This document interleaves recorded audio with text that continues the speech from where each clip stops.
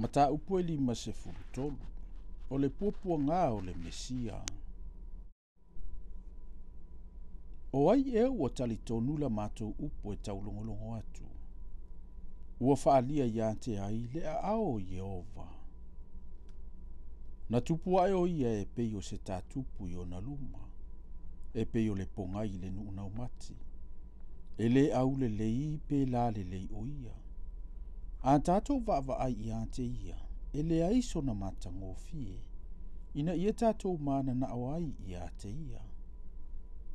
Ua ino sia matu la fo ina o ia tangata. O le tangata whanoa noa. Ua masani fo i ma le tinga. E peisia i ua alo ese mata ia te ia. Ua ino sia o ia. Ma ua tātou le manatua lava o ia. E moni. Ua na tau ave o tātou tinga. Ma na tau ave o tātou whanoa noa.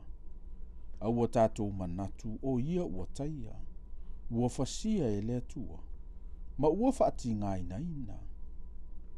A ua manua o ia o na o a tātou soli tū la fono. Ua momomo o ia o na o a tātou wa mio leanga. O lea o inga e file mua i tātou sa i o na lunga lea. O na whaalava foi, ua malolo ai tātou. O i tātou uma ua se i tātou e pei o mamoe.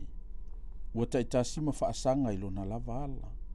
A ua whao o ia ante ia Yehova le a mio leanga o i tātou uma. Na whaasa ua aina o ia. Sa tinga aina foi o ia. Ai le tau tala mai o ia.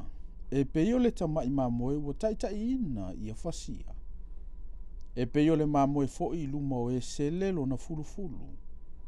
Ua whaalolongo ia. O ia foi ua le tau tala mai. O le whaasa ua ma le whaamasinonga na ave se inai o ia. O ai foi na te talatala inala na tūpulanga. A wā ua wawai e se ina o ia i le nu o tangata ola. Na taia o ia o na o le soli tū la fono o lo unu. Na tōfia o ia, ia whailo na tuunga mau whaatasi ma e pango tata. Ai peitai, sa ile mau oa ina ua maliu. A wana le whaia ia se whaasa wanga. Ua le ai foi se pepelo i lona fofonga. A ua fina ngalo Yehova e tui momo ia te ia. Ua ia whaati ina o ia. Pe a whai na te whaia se taulanga moa ngasala. O na iloa le e ia o lana whanau. E whaaleva ina o na aso. O le fina ngalo fo i o Yehova e manuia lea ia te ia. Ona o le ti ngā o lo na nganga na te iloa aila na whanau. E mali ai o ia. O le malamalama ia te ia, e tau a mio tonu ina i tangata e to tele. E lau au na ua mio tonu. A wae tau ave ia lato ua mio leanga.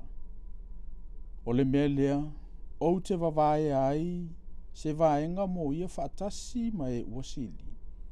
E vaea fo ile vete whaatasi ma e fita. Ona ua ia sa atu o lona ola ia oti. Na whaita wina fo i o ia whaatasi ma e pango tata. Na ia ave ina fo i leanga salata ngata e tō tele. Ua whautua fo i o ia mo e solitu la fono.